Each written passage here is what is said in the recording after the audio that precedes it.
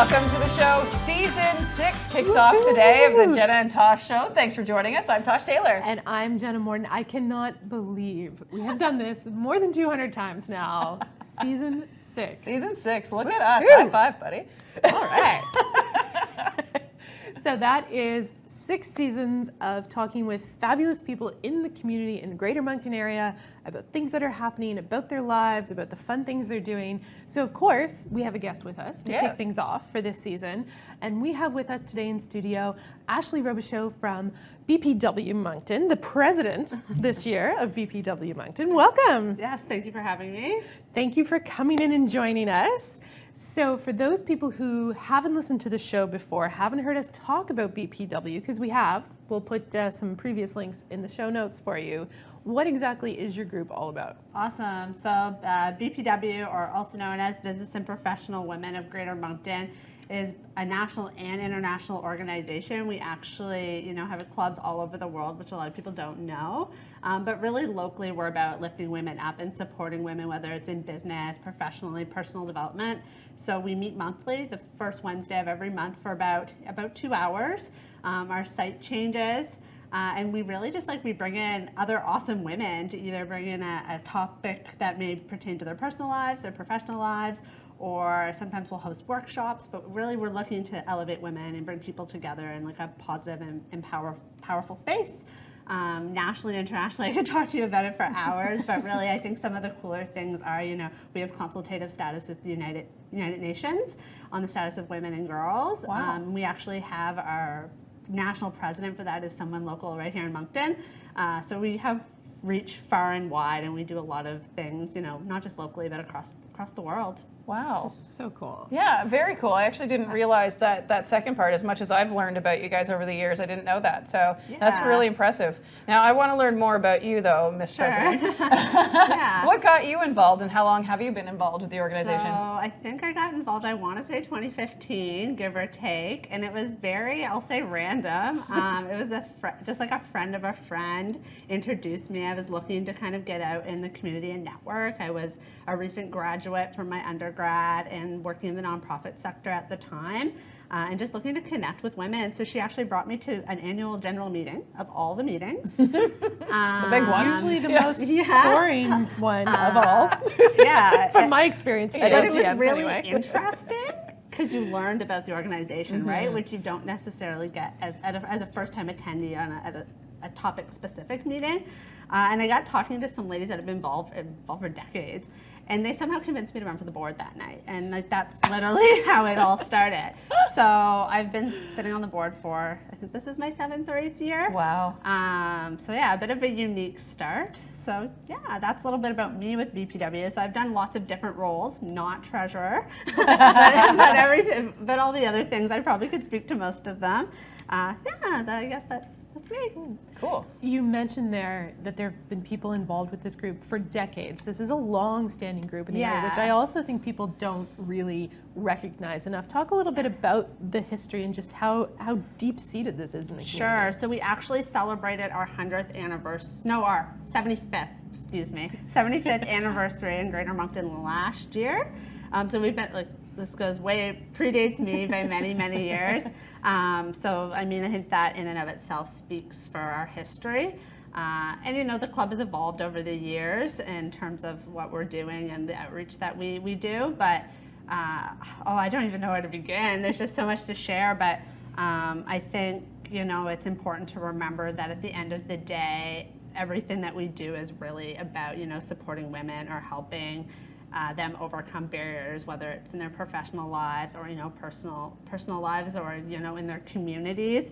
I think about some of the issues we talk about at a national level, and that can be things from small rural communities that don't have access to personal hygiene products for girls, or we've had lots of conversations around access to childcare for women, especially in the 90s and early 2000s when women couldn't even take maternity leave or couldn't access EI if they were entrepreneurs, right? And they wanted to take maternity leave. So I know we were involved with those conversations at a national level and bringing recommendations to government. So there's just so much.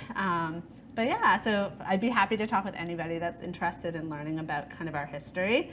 But that's a little bit, I guess, locally. And I like how you can support these women, and there are so many women who are branching out and becoming entrepreneurs, bosses of their own, maybe bosses of many people, because there's all these great businesses that are popping up, or maybe ones that have been in people's houses that are making their way out onto the scene these days. And your way of encouraging and helping goes more than just being someone to talk to, and that it's moving into grants world too. You've teamed up with the Greater Moncton Chamber of Commerce as well, right? We have. So I guess just to give a little bit of history, we've given over $42,000 since 2000, and I want to say 17 in grants and bursaries in the community. Wow. We fundraise through our fundraiser, which I know we'll talk about here in a few minutes. And we give out 3 bursaries annually. So we give 2 out to students, one more specific to high school students, going into post-secondary, and then we have a second one, the Lane Burke Memorial Bursary, that targets mature students or maybe women trying to re-enter the education setting. And we actually have an employability grant as well. So those 3, you can find all of information online. And to your point, we just are super excited. Just a few weeks ago, we launched the Empower Her grant in partnership with the Chamber of Commerce. So it's actually sponsored by the Chamber of Commerce. It's a $1,000 grant that will be awarded to a female business owner that's been in business in Greater Moncton 5 years or less. And it's really just, to support them. So there's a variety of criteria outlined, but, we're just looking for that business owner that is going to, take the money, be innovative, use it towards their business and shaping both, themselves and the community. So super excited. We're actually going to announce it at the fundraiser here at the end of the month. So super excited and really grateful for, the chamber stepping up to help us make that a reality. Yeah. Yeah, there's some really great partnerships that happen in this community especially. Yeah. But we keep talking about this fundraiser, so let's get to the fun of what's happening. There's a very fun event coming up at the end of the month. Tell us about the luncheon. Excellent. So the 2023 Phenomenal Woman Award is on September 27th at 11:30 until 1:30. So it's a luncheon, and this is in partnership with the Chamber of Commerce. We've been doing this for many years, but really the fundraiser is about acknowledging an awesome woman. Just a standout, inspiring female, whether it's through business, through mentorship, through community engagement, through the nonprofit sector. We have just amazing women far and wide in Moncton that do so many different things, so much variety. So the luncheon is really about honoring our 3 finalists. So our 3 finalists this year are France Leblanc, Stacey Couturier, and Carrie Gaskin-Fowler. So super excited about that. So they'll be featured. If you follow us on social media, you've probably already seen, their bios and a little bit about them, but they'll kind of be the stars of the show that day, along with a keynote speaker and a couple other little surprises. So we just hope, people come out and to celebrate, just these 3 great women in our community. And all of the money raised through the fundraiser is for our bursaries and grants that I was just speaking about. So that's the predominant reason for the fundraiser. Yeah. Go ahead. I was just going to say, let's talk a little bit about the process of nominating these women, because you do have your 3 finalists in place already. So I don't know the exact date, but mid-August we open nominations, and they open for about 2.5 weeks. And anybody in the community, anybody in Moncton, can nominate a female. And it's not a complicated process. I believe it's like 500-word application that you send in support of an individual. And then they're informed, and then they can either accept or not the nomination, and then there's a short piece that they have to fill out. So it's pretty seamless. It's not complicated. We're asking some key questions about their involvement in their community, their links maybe to some of the priorities of BPW, and then we have a judge panel that will go through those applications that are they're not directly affiliated to BPW. So they're not our board members and that sort of thing. So they've actually selected our finalists. There's just a very few people that know who our recipient will be, and that'll be announced on the 27th. So you get obviously more than 3 nominees. Yes, yeah, and it's so hard. Like I've seen the list of all those names that come in, and it's really tough. I don't envy the people making these decisions or part of the conversation, but that just speaks to you know, just the amount of talent and passion that we have right here in our city. Talk a little bit more about kind of that depth of how many names end up on that long list, or not in a ballpark. Yeah. I'm not looking for like, I mean, did you have 52 or did you have 31? it wasn't 52. I don't know an exact number for this year because I'm obviously not part of that specific process. But I mean, we've definitely had upwards of 20 in past years when I've maybe been more involved. So it's not 3 for sure, and it's not 5. And it's often, you know, just talking to the judges more like broadly. I don't know how we're gonna pick. That's a typical kind of feedback. It's like all these women are awesome or they're great, and you know it's really challenging to, you know. So I think, you know, historically we used to only announce the finalist, and it's something we've moved towards is really like highlighting those three finalists, because it's really about celebrating all of them. And of course, you know, we are gonna select a winner and we're gonna celebrate that individual, but we really just want to give the opportunity to all 3 of our finalists, you know, to, you know, get a little spotlight and be celebrated for all the work they're doing, whether it's in their businesses or their community. Now, at last year's event, there was a little video reels of each of the finalists. Is that something that you'll be doing this year as well? We filmed that, I don't know, a week and a half ago, just before the long weekend. So, yeah, and the wonderful Karen Casey photography has done their headshots and, you know, let us use their studio. So we're really grateful for that sort of long-term partnership.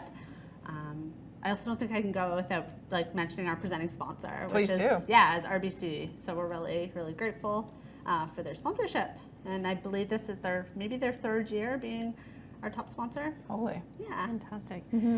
Talk a little bit about some of the past recipients and just what that kind of vibe is in the community. Like what do you hear from them? Oh, the past after recipients? they win? Yeah. What do they say it means I'm to now them? like racking my brain, like who have our past recipients been? And they're challenging me because I definitely know a few of them, but I don't know if I could name them all. Well, no, and we don't want to leave anyone out, but just that, like, what does it mean to them? What do they say about it? I'm obviously paraphrasing because I think they would probably all say something different, but I think the common theme or the thread when you talk to any of them is women are often humbled, right? And we have a hard time maybe accepting that recognition, and but they're also grateful and excited and, you know, thrilled to, you know, just be part of the celebration. And I've had shock. You know, I don't. That's a tough question. But I think they're all just happy and excited, and you know, really, you know, I think one thing that's noteworthy of any recipient every year is, you know, they're always congratulating the other 2 finalists, like without fail, right? And they're making sure that they're part of that. And I think that's really important and says a lot. I agree. Yeah. There's, out of the 3, 2 have been on our show. Yes. Yeah, so we haven't had Stacey on yet, but we'll find a reason. Yep. Oh, yes. See, Jenna and I also know phenomenal women. Yes. Yeah. Well, and there's just so many, and it's, you know, at one time the award was solely for female entrepreneurs.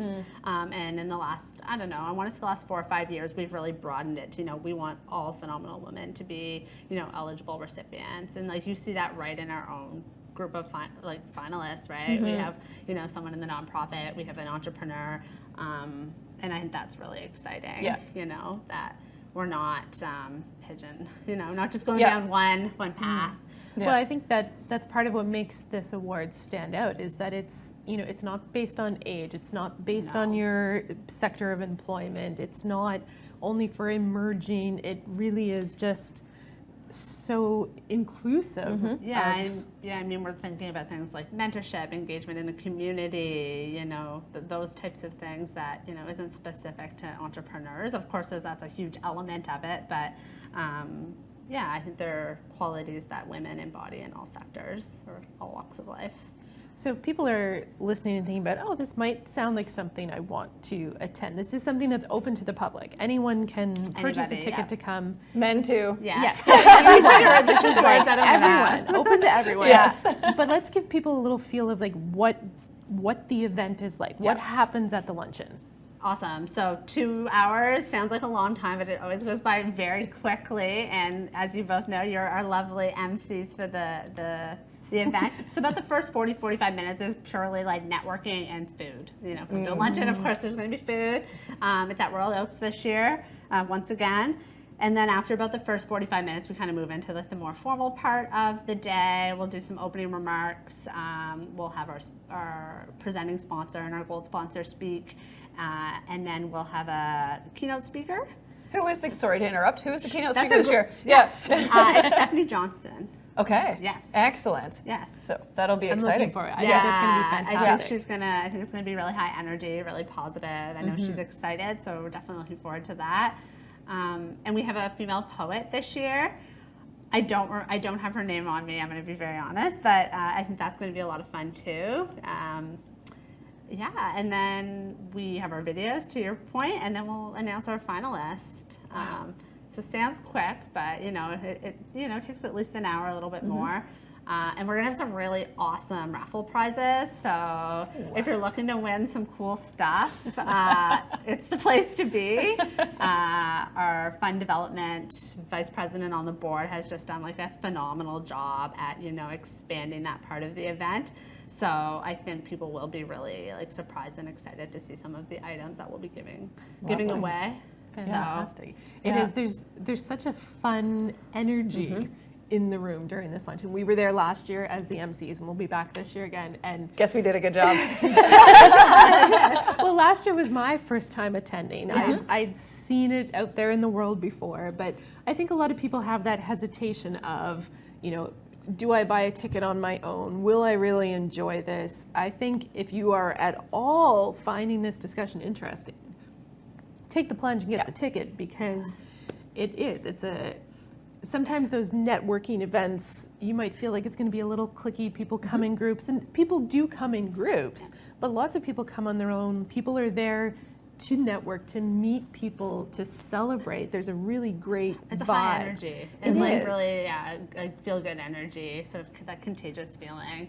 And just like the excitement of knowing, we're going to announce the finalist, and it's just so much fun. Even when I've attended and as just an attendee, I've always had a great time. So and it's a good way to get to know more about you guys as well without having to sit through an AGM. yes. I mean, I like AGMs, but that's probably not normal.